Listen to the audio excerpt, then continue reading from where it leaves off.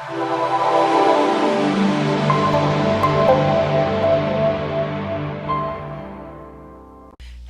thank you so much for tuning in today. I'm Deborah O'Malley, founder of Guess the Test, and today we're going to be going over something super important, social cards. They're one of the most important yet least talked about elements of digital marketing, and they're probably also one of the most frustrating. What are social cards? Simply stated, they're those little teeny image previews that you see when you post on a social site like Facebook or Twitter or LinkedIn or Instagram. And there's plenty of social cards out there. You've definitely seen them before. Here's an example of one that I recently posted on LinkedIn. You can see it right here. So the social card is this nice image preview and then the little text that goes with it. If you click on it, you'll see it takes you right to that link. So that is a social card. They're super powerful, and when done right, they can be really effective for getting your readers to engage with and click on your content. The social card is really meant to give life to your content and to set it apart from all the other posts that are out there. You really want to use the social card to draw in the readers and grab them within a great image and some text that will really get them to engage with your content. And in fact, there's some research that's been done that shows that social cards, if done properly, can improve your conversion rates and traffic to your website by as much as 250%. So social cards can be really powerful and really work if they're done properly. The problem is, it's actually really, really hard to do them properly. And that's why I want to tell you how to do them right, because I have struggled with this for months and I have not been able to figure out until now. So now that you've seen some social cards, you're like, yeah, okay, whatever, big deal, I see them all the time. But the problem is, you probably also see a lot of social cards like this. And poor Bob, I don't mean to pick on you, sorry Bob, but your image is cut off. It really doesn't look that good, and I don't know what you're talking about. I don't know what you're trying to sell me here, and I'm probably not going to click on your link. This is really an example of a social card that's gone wrong. So if I talked to Bob and I said, Bob, what's going on here? I bet he would probably tell me, well, I copied the link into LinkedIn and I pasted it and I thought it was going to look fine. It looked fine before, and then all of a sudden, boom, everything's cut off and I didn't know how to fix it, or I didn't have the time to fix it. I just wanted to get the content out there and move on with my day. And if Bob was to tell me that, I would respond to him and say, Bob, I totally get it. I've completely been in your shoes before, and I've tried the exact same thing and have not been able to figure out how to fix it, despite going in and resizing images and trying different formulas and file formats and all that kind of stuff. I still ended up with the same result. So I totally get it. If you've seen images like this, you probably feel like you're a chicken running around with your head cut off. You've fallen victim to the difficult world of social cards. And Lisa Libin, sorry, she's an old grade school classmate. We go way back. I feel I can poke a little bit of fun. So if you have images like this, you plop them in, you're like, oh, this is going to be amazing, I can share my social content, and then you literally get your head cut off. What a headache that can be. So what's the deal? How do you fix it? And what do you do to make your images look good? Well, let's step back and look first of all at what the problem is. The problem is that every single social media site requires a different size image preview, different pixel rendering, and different formatting to look good. So Facebook needs one image resolution with certain pixel parameters, Instagram another, LinkedIn yet another, the list goes on. And in fact, there's so many different pixel parameters that are needed that there's actually been cheat sheets developed by like Social Media Examiner, for example, outlining all the different image sizes that you need just to format your images properly. Buffer provides another great example of ideal image sizes for sharing. I mean, these lists are great, they're very helpful, but this is not the way to do it. Busy marketers don't have time to be formatting this pixel and then going on and formatting to this pixel size and so on. It's way too time intensive, it's way too consuming, and it's error prone too if you're not getting the right pixels and the right image sizes, and it makes your head want to explode. So if you're like me and you don't have a lot of time to be formatting for different pixel sizes and social media platforms, what are you to do? Well, There is a better way, and that's what I'm here to share with you today. It's called social cards. So social cards really are supposed to be the answer to everything, and at least in theory, this should make it easy to just grab an image, plop it in, share it across all your sites, and boom, you're getting likes, clicks, shares, and everything else that goes with it. The problem is that any solution that I found so far just hasn't worked well. So let's look at two of those solutions that I know about. The first is called AnyImage.io, and all respect to AnyImage, they've developed a great product. You can try it and you can sign up for free. There's a paid edition where you get a little bit of extra features. AnyImage has done a really great job in allowing you to create images that are formatted easily for social. So you can do Facebook, Twitter, LinkedIn, and you used to be able to do Google Plus until it was gone. Super simple. You browse your file, you find the image that you want to select, and then you can format it here in this image preview and change your image based on the size. Now, in theory, this is great.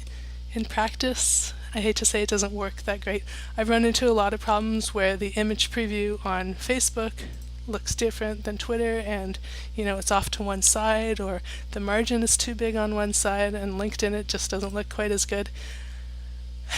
AnyImage is trying really hard. They've done a great job, but it's not a foolproof solution. The other issue that I've run into is that you don't get your own URL. AnyImage takes your URL to your site and puts their own URL in and then redirects it to your site. So there's a little bit of lag and you don't get that URL branding. I believe in the paid version you can pay to have your own URL, but in the free version you can't. So it's a good solution, it's a good start. Mad respect to AnyImage. Thank you for all the work you've done so far. I'm not totally convinced it's the best solution. MailChimp, if you use MailChimp, you may have come across the fact that they also have social cards. And so I'm taking you behind the scenes into my MailChimp campaigns here. This is what I use to send out my newsletters. You'll see here that you can click to enable social cards, and this feature was added a couple months ago. And when I saw it, I was like, oh my god, this is amazing. This is really my answer to everything. I don't need to worry about formatting 100 different images for social cards. I can just boom, do it all in MailChimp. The problem, and I didn't realize this until I was talking to a friend, and they were like, why do you keep posting the same thing over and over, and why is it leading to your newsletter? And I'm like, what are you talking about? And then I went and I started looking, and I segment my newsletter for different user groups, different subscriber levels, and when I send out a newsletter with a social card enabled, that newsletter goes to my Facebook, for example, but then the next newsletter also has a social card enabled and goes to the same Facebook page. So I was sending out multiple social cards with what was multiple newsletters, but it was the same newsletter content going to different user segments. And so Facebook audiences were getting bombarded with the same thing over and over again. I didn't realize that, and it's a mistake that I made and now have learned from, so I'm telling you about it. If you're going to use social cards in a platform like MailChimp and you're segmenting your newsletter, make sure you only have social cards turned on one time. Otherwise, that same social card is going to be going out over and over and over again. But even more so than the fact that I was bombarding people with the same content is if you click on this content, you'll see you don't actually go to the content directly itself, you get taken to the MailChimp newsletter. Well, that's great if you want to see the newsletter content, but most people clicking actually want to see, in this case, the featured test.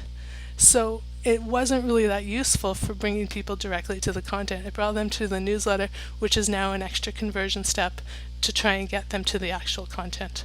So while MailChimp has done a valiant effort in making social cards accessible, it's not really that workable of a solution, at least for my needs and probably not your needs. So there's definitely problems. Alright, so what do you do? How do you get around these issues? Well, Yoast SEO is one platform. It's a WordPress plugin. You can download it for free. There's also a paid version if you want to upgrade. And it's really powerful. It enables image previews and helpful SEO titles and descriptions. But here again, it doesn't completely solve the problem. So I'm going to take you into the back end of my WordPress site, and we'll scroll down, and Yoast, at least on my site, can be found at the very bottom of your page. It's right here. And what you can do with Yoast is you can click to add both Facebook and Twitter. But the problem is, if you have LinkedIn, if you have Instagram, if you have other social channels, they're not being recognized in Yoast. The second problem is that you need to actually upload an image specifically formatted for that platform, which brings us back to this whole thing of having to redo pixels and all that kind of stuff, what we want to get it away from in the first place. And then the problem on top of that is if you go through all this work and you format an image and you realize it actually doesn't look good or it's not what you want, the image is cached in that browser and it lasts for about a week. So what that means is you can't go and change the image and have it recognized on the social site for about a week, and by that time you've probably moved on to something else and you've forgotten about this content, and it's kind of useless. So here again, Yoast is not a great solution with the caching issues and the lack of freedom with the platform itself. So what is a marketer supposed to do? It seems like such a simple problem. How can you just easily post one link with an image and have it look good across all sites? And this is the issue that I really struggle to solve for myself, and I've been wondering about for months, and I really have done what feels like I've tried everything, and I admit I've had my fair share of blunders. If you look at my Facebook page, I'm not proud of it, but I've had a lot of images that get cut off and don't really look that good, and I've kind of gone, ooh, I know it doesn't look good, but I don't know how to fix it either. But the really good news is that I think I finally found the answer, and I'm so excited. I can't contain my excitement. I want to share it with you because I think it's going to be really powerful for you and really going to help you. And the best part is it's super simple. So the reason why I think I finally found the answer, if you look at some of my more recent posts, you'll see they're starting to actually look good and look proper. So how did I do it? Well, let me tell you the solution. I'm going to go through step by step and tell you exactly what I did and what you need to know so you can follow it yourself.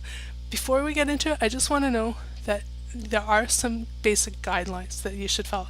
So the very first step, obviously, is you need to select an image.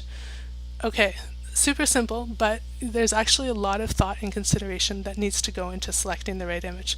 So the first thing that you should be considering is your audience. You really need to know who your audience is and what appeals to them. Think about things like the demographic factors like their age, their gender, what location they're in, and what images will resonate with them. So, for example, the audience of Guess the Test, you may be one of them. They tend to be predominantly male, about 60% male, 40% female. They're English speaking, although English may not be their first language, and they're digital marketers worldwide. So they live in North America, India, Europe, everywhere in between. You may be one of them, so you may be able to relate. I have to find images that appeal to that audience group. So I need to think about my demographic when I'm selecting images, and I really try and put a lot of thought and consideration into that, and I encourage you to do the same. So once you've thought about the demographics of your audience, what images might appeal to them, think about a really obvious question. Are you going to use stock photos? Are you going to use vector images? Or are you going to use something else, like maybe a custom hand-draw illustration if you're lucky enough to have an illustrator on your team? If you're going to use stock photos, and there's nothing wrong with them in the sense that it's really hard to not use them, I just want you to be aware of some of the implications of stock photos. There's a lot of research that's been done on stock photos showing that they can appear inauthentic and be ignored in the wrong context if they look like a stock photo.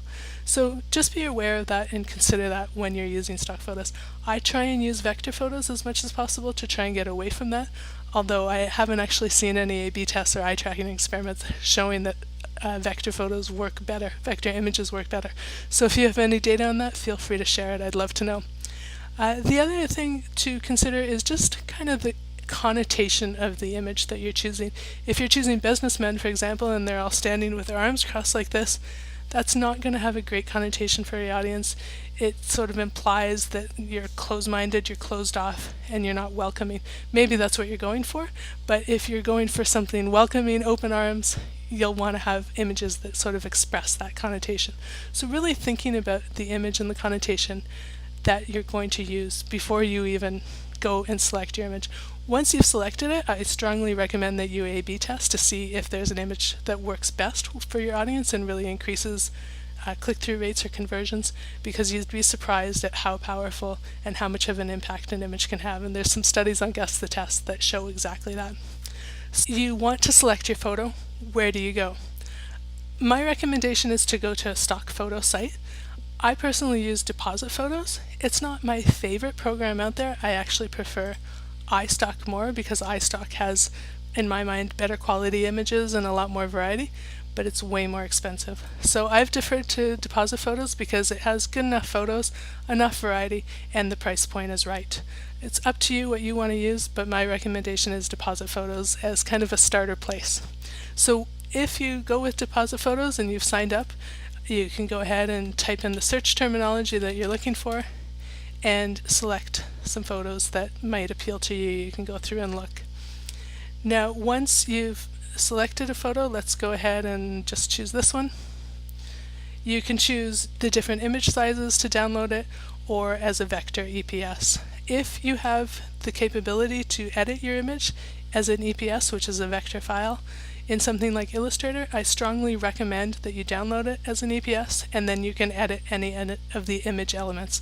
If you don't have any image editing software, just go ahead and download the JPEG and you'll have to kind of deal with whatever is on the image. But I want to show you the process that I use for actually editing the image itself.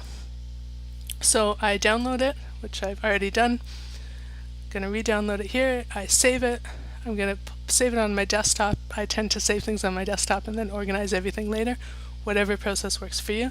And then I'm going to open up Illustrator, and here's my image. So I like this image, I want to use it, but there's a couple elements of it I don't really like.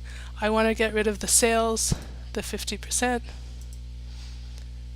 the arrow, and the A/B testing. So now I have just the image itself, and I want to make it a little bit bigger and kind of center it on the page. And there we go. I'm pretty happy with that now. Maybe I'll just shift it over slightly. So there we go. Now what I want to do is I want to save it as a .png file, because that's going to give me a transparent background, which is going to make it a lot easier to edit and add things to in a minute, which you'll see. So to save it as a .png, I go up here to File, I press Export, and I'm going to name it A/B testing image. I will save it on my desktop, and I'm going to make sure it's a .png. You can also save it as other formats, and I'm going to press Export. It's really important, again, to have that transparent background. That's what you're going for. So it's now saved, and I can now start to format my image. And this is the exciting part. This is really where the magic happens. So now that you have your image, here is my little secret for you, and it's not so little of a secret because a lot of people know about it, but it's a really powerful platform called Canva. If you're not familiar with Canva, you absolutely should be. It's a great drag and drop image editing tool, and it makes it easy to create custom images, designs, and best of all, social cards. And you can sign up for free and do pretty much everything you need, although there is a paid platform if you want to upgrade. So I do want to give a shout out to Nikki Laycox from Ogre, who first told me about Canva. Nikki, thank you. You have really truly saved my life when it comes to social cards. And Ogre is a UTM link manager, and it's a really powerful platform, and you can try it out and sign up for free and check it out. It should be able to help you if you're looking to do UTM tracking very easily. Back to Canva. Canva has lots of options for pre-formatted images, and this is actually where I ran into trouble in the first several, way too many attempts. I was like, okay, well, do I go with the Facebook cover? Do I use a Facebook post? Am I trying to do an Instagram post? What am I trying to do here? And I really didn't know. And you can see here's the evidence of all my attempts. Many of them failed because they didn't format properly across all the different social sites. And eventually, I just sort of trial by fire, I clicked on social media, and boom, that was the answer. The social media truly saves the day, and it's absolutely what you need to format your social cards properly. So we could stop here and you'd have the answer, but let's go through how to format social cards in Canva and some of the other tips and tricks that I've discovered along the way that I think will be able to help you. So you can easily, if you've never used Canva, you'll see you can easily select free, or there is also paid templates that you can use. And if you select a template and you want to edit out certain elements of it, you can do that really easily. And you can kind of pick and choose what elements you want along the way. But even more powerful than the templates that they already have is, and I do find that editing text can be a little bit tricky in Canva. That's the one element that could be optimized, but otherwise things are really good. So the one element that's really useful for you is this uploads button. You can upload any image that you want to it. So I've already gone ahead and uploaded the image we're going to use just to save time. Once it's uploaded, you just click on it and boom, it's right there, and you can easily edit it, change it, make it bigger, make it smaller. You can add text. You can move that text around. You can change the text, whatever you would like to do. But even better than the text, and what I really like about Canva, is the backgrounds. There's so many different backgrounds that you can try to really make your image look good. And this is exactly why we wanted that transparent background in the first place, so that we can go ahead and just going to get rid of the text from our previous template that we were using. So you can go ahead and you can try different backgrounds and see what you like and kind of fool around until you find something that you really feel happy with and really feel presents your image well. Now, the most important piece of advice that I can give you from having done this so many times is that you really need to think about margins on your social image. So if the margins are too wide and your image is kind of going to the very edge, depending on the social site you're on, you may see some of that image getting cut off, and that's absolutely what we want to avoid. So to have your image formatted best, I'd recommend you stay kind of in that box there, or have about a quarter inch, half an inch margin on either side, top and bottom, left and right, so that there's no kind of error or ability to cut that image off. Same goes for text. So when you're formatting your image, just kind of make sure that it's not going to get cut off and you leave enough of a margin. That's my one really important piece of advice for you. Once you're happy with your image and you're like, yeah, this is awesome, I think it looks really good, it appeals to my audience, appeals to my demographic, you can just simply click the download button and you can choose your file type. Now, I've done a little bit of research on what the best file type is, and I'm going to share that with you right now. JPEG, from what I understand, is going to give you a more compressed image. It's going to be lower resolution, lower quality, but it's going to load faster on your site. A PNG or .png, hopefully I'm saying that properly, is going to give you a higher resolution image, but it's not as compressed, so it takes more time to load on your site. So you really have to kind of weigh out what you want, a really nice sharp looking image or one that loads super fast on your site, because as you know, load speed is super important for conversions, and the slower your site loads, the less conversions you're going to get, because you're going to get a higher bounce rate. People are going to leave your site and not give it time to load. So ideally you want your site to load in under 4 seconds, and having nicely compressed images is definitely part of that.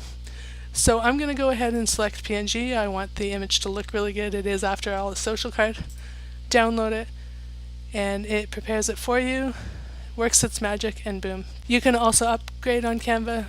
I'm just going to go ahead and click that out, and here is my image. So I've saved that on my desktop. I'm now ready to go into WordPress and actually start to format as a social card. Now, I do want to say something that's really important. The rest of this kind of documentation for you, the step-by-step guide, is in WordPress. That's the platform that I use right now, and I'm not sure if it will follow as well if you're not using WordPress, if you're using something like Shopify, but hopefully some of these steps will help you, and if you're using WordPress, this is the exact process that I use. So here we are in the back end of my WordPress. and I'm going to show you what to do to actually make your social card come alive. So if we scroll down here to the bottom of my site, right below the content is the Yoast SEO plugin. You can type in here the text that you want to use. When you feel comfortable with that, what you do is you go over here to this tiny little inconspicuous box, Set Featured Image, and you click it. You can upload the image that you want to use. It just takes a second. You can change the title, so social card we'll call it. You can add a caption, alt text, and I recommend you also smush the image so it compresses it. You can install a free smusher if you want on your site, and boom, you set the featured image, and there it is. So you're all set. That really is it. Next, all you need to do is copy and paste your link, grab it, and go into your preferred social media platform. So we'll start with LinkedIn. We're going to start a post. I'm just going to paste my link here, and boom, our social card is there. It looks beautiful. It's all formatted, set, and ready to go and post. And same thing on Facebook. You just create a new post, you copy and paste your link, it's going to fetch the preview and create a beautiful, nicely formatted social card ready and set to use and to share with the world. So that's it. Voila! Your social card's easy, no hassle, no headaches. You can just add hashtags and post away. And it's all thanks to this really powerful part in Canva, this social media right here. It says love, and I truly do love it. It's been a lifesaver. It's made things super simple, and I wanted to share it with you because it's been so helpful for me. Now, before you go blasting away with your beautifully formatted social cards, I do have a few guides that I want to share with you in terms of reckless abandonment and self-promotion. According to this article in Bulkly, there is such thing as too much self-promotion, and we've probably all fallen victim to it. As Bulkly explains, you really do need to find the perfect balance of not overwhelming your audience with too much of your own stuff and kind of mixing in and sharing other people's content and trying to create an engaged audience and a personality that goes with your social media profile. Now, I'm the first to admit I'm not that great at it. I have a lot going on, and to spend time on social media kind of nurturing all that leads is really challenging and difficult. I tend to just kind of go put my content on there and move on with my day. If you're the same way, you completely understand, but Bulkly really does advise against doing that and really kind of creating guidelines for the best way to get your social content out there and the most engaged. So one guideline is to use what's called the rule of thirds. So basically what this is that for every one social post you create of your own content, your blog post or your article, whatever it is, you're also 1/3 of the time posting other people's content, their blog posts or their articles, and then that other third of the time you're interacting with people. You're building brands, you're sharing thoughts, you're sharing experiences and equips that you have, and you're kind of evenly splitting your time amongst these three efforts so that your profile really doesn't appear as too self-promotional. It is hard to achieve this. I'm not the greatest at it myself, but working towards that for sure is definitely something that you might want to try. Another guideline is the 5-3-2 rule. So again, this is summarized by Bulkly. 5 of your posts should be relevant content created by someone other than you. 3 of your posts should be non-sales content that's created by you. And 2 of those should be non-work related, so anything really to humanize you and your social media account. This approach is really about building relationships with your audience rather than just promoting your brand. And then the third guideline is the 5-5-5 rule, which takes a slightly different approach, and it really advocates that you can post your own content 5 times, but in addition to that, if you're going to do that, post other people's content, either retweets or links or articles that you come across, and also engage, post replies, post comments, really interact with your audience. And now 5 is the recommendation that they come along with. In an in-depth Facebook ads article that I did, I found that 5 really does seem to be the magic number for a lot of things. You can take a look at that article and see for yourself. If 5 isn't what works for you and your audience, maybe try 6, maybe try 4. Whatever it is, just keep that ratio the same, so not too much self-promotion going on. And that's really it. So in a nutshell, it all comes down to Canva and this social media, and making sure, the key part of it is making sure that you're formatting your social post within a narrow margin, so you're not getting text cut off, you're not getting images cut off. Otherwise you're going to experience a lot of frustration. So allowing for a margin within that social post and finding an image that resonates with your audience. That's really it. I hope you found this guide helpful and useful for you in your social media posts. If you have any thoughts or comments, please go ahead and comment in the section below. And if you take a different approach to creating social cards or content creation, let us know what that approach is. Really looking forward to hearing from you, and thanks so much. Bye.